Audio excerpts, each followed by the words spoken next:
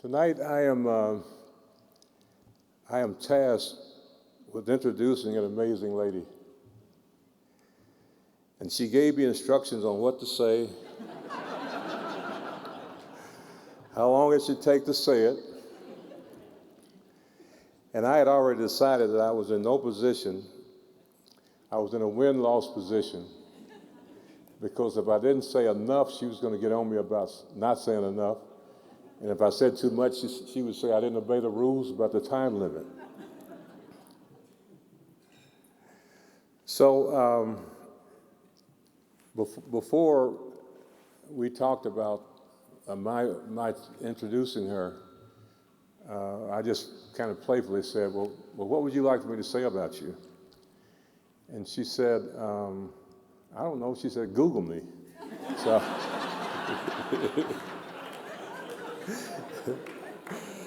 So, so I said, well, okay, a couple of days later, I said, well, I did Google you. And she said, well, what did it say? I said, every time I hit the search button, my name came up. So she didn't accept that too well, so. So anyway,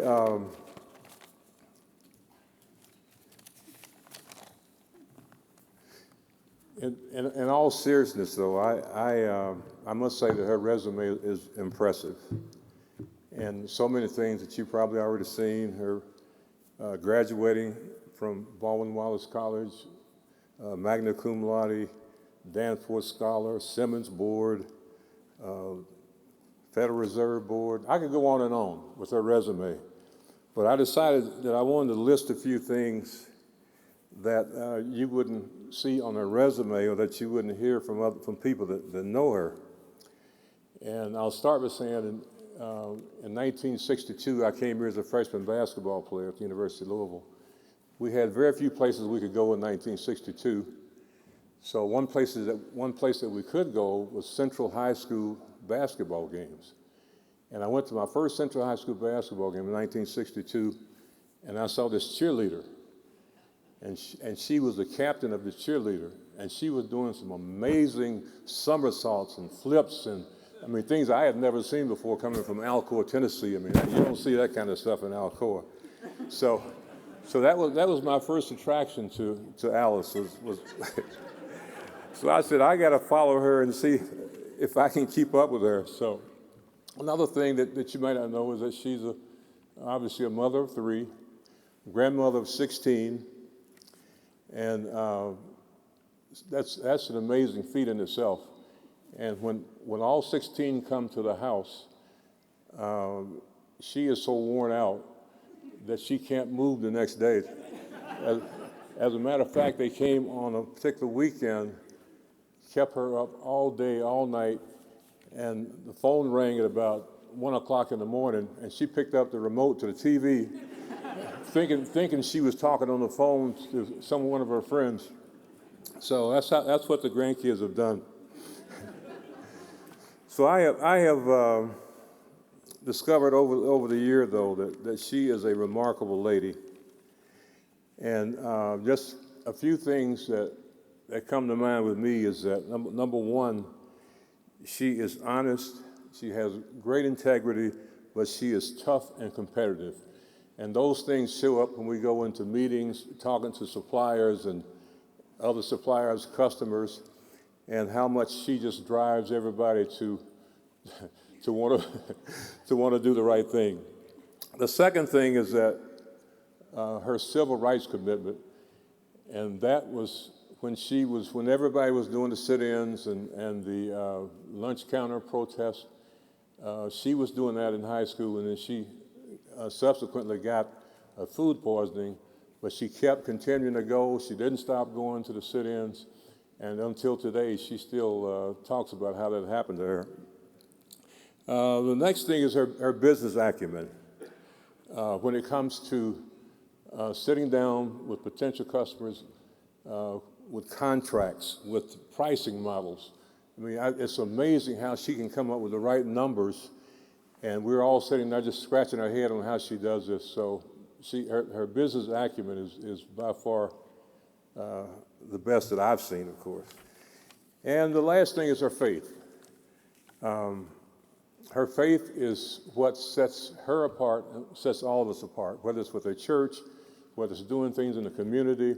Her faith allows her to get a lot of things accomplished, and other people are still struggling to do things similar to what she's doing. And I'll finish by saying, I've heard her say this countless times. Entrepreneurship is not a zero-sum game. You don't try to gain an advantage. You don't try to gain business at the expense of others. So it's not a zero-sum game. We all have to help, and we've done that. We've helped as many people as we possibly could, thanks to Alice and her aggressiveness in that area. And she also says, as I'll close, I've been in athletics for a long time, and I've learned that you have to get in the game. You know, you can't sit on the sideline now. With turbulent times that we're going through, you have to get in the game and try to help others, and that's her motto. She says that now more than anything else. And with that, I'll say, please help me welcome to the stage an amazing lady, the Honorable Alice Houston.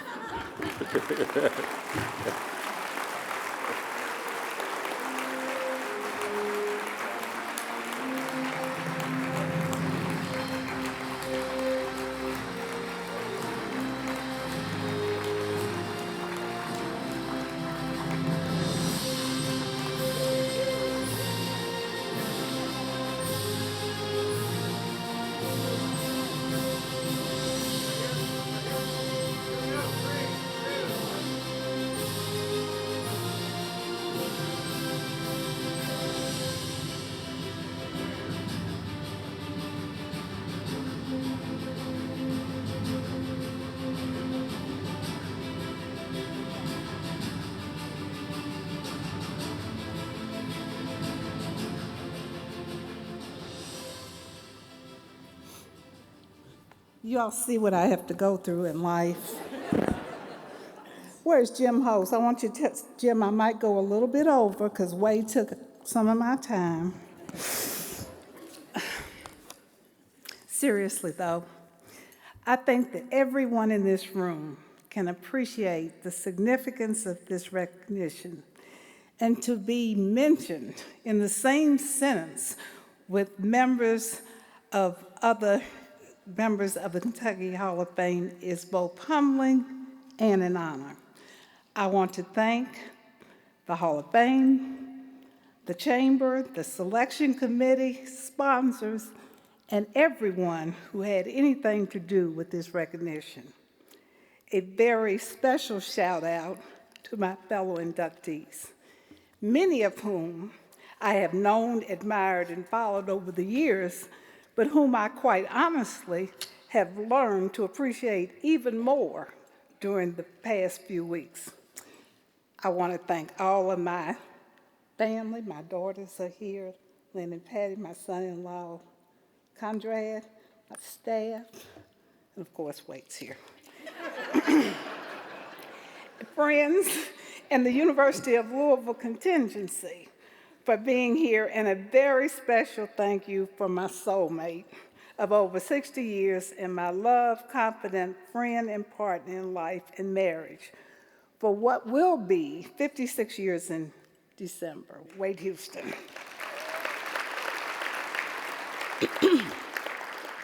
It really is appropriate for Wade to have been the one to introduce me, and not to minimize or devalue my role in our business journey, but for you all to know that it was he who really had the entrepreneurial spirit, drive, and motivation. He was the door opener, the E.F. Hutton of our organization, the recruiter and identifier of special talent, and the one who initially instilled confidence in customers, lenders, and suppliers to take a chance on 3 young, naive, bright, outgoing dreamers. Charlie Johnson, our partner, was the sale salesman. And in today's nomenclature, I became the integrator, executor, or implementer. If the guys came up with something that I thought was ludicrous, it usually died because I just wouldn't do it. For all of their talent, I used to tell them, I can never think of it, and you all could never get it done. But our story is more, even more than that. It's the values, the character, and the faith that we got from our parents.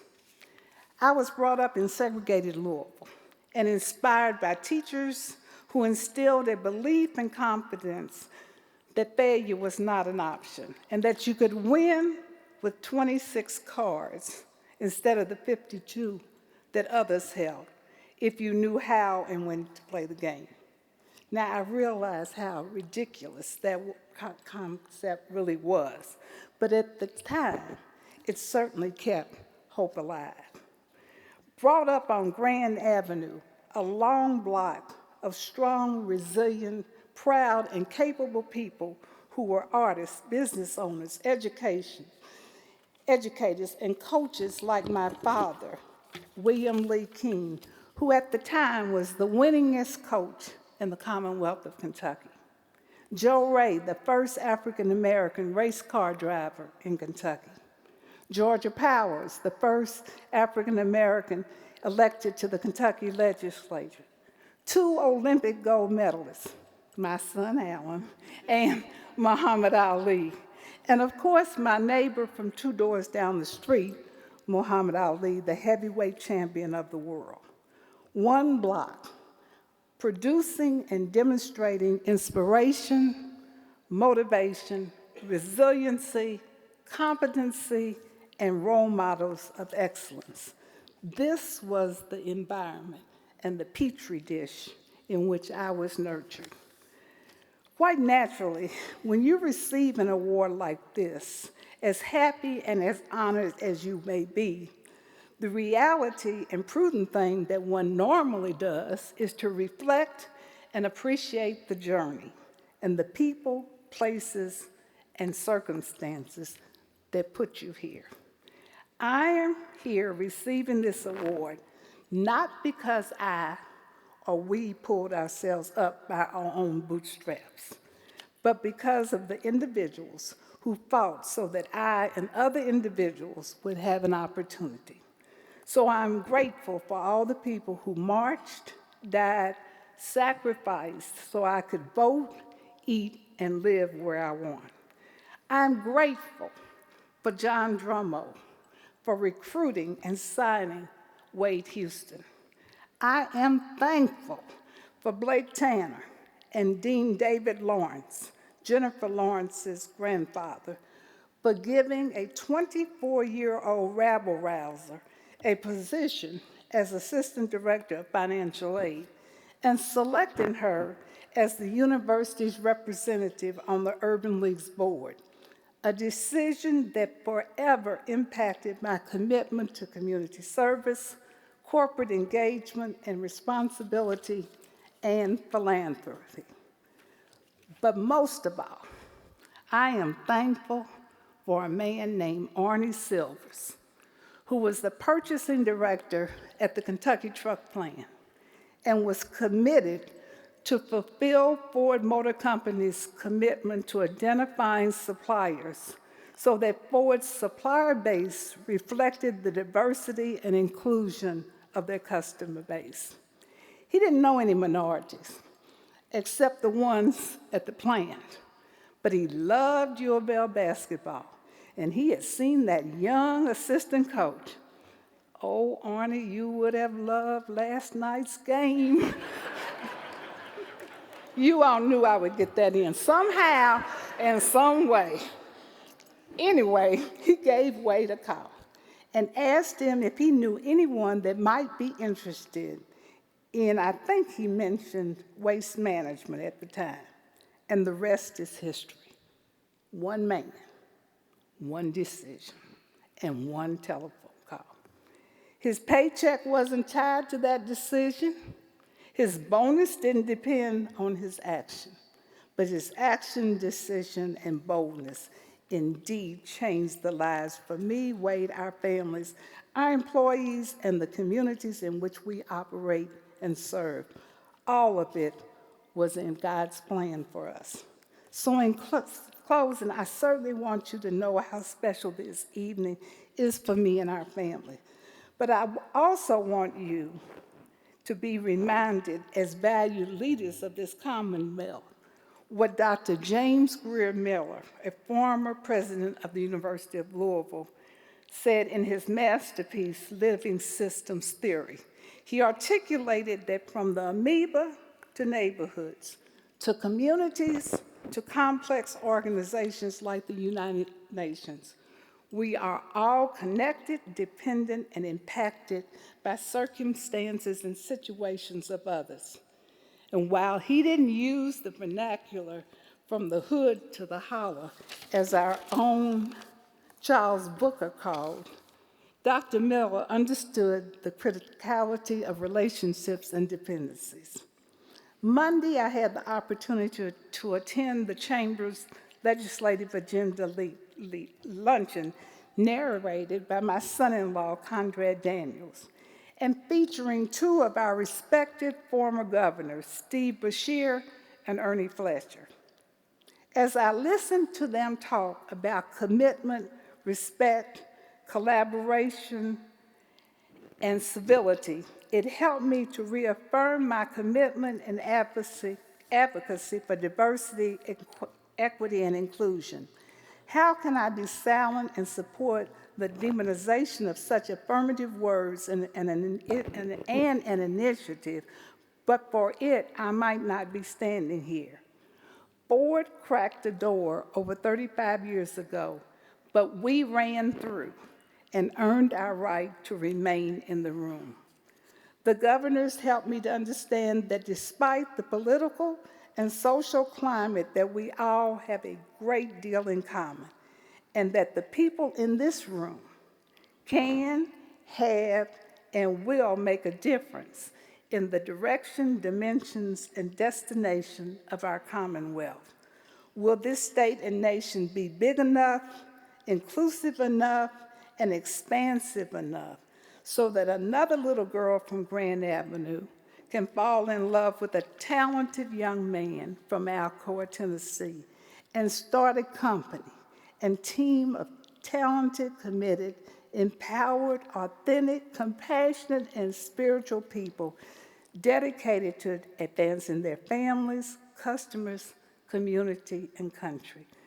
Thank you for this honor, and thanks to each and every one of you who contributed directly or indirectly to our success and have journeyed with us through our celebrations and our challenges. God bless.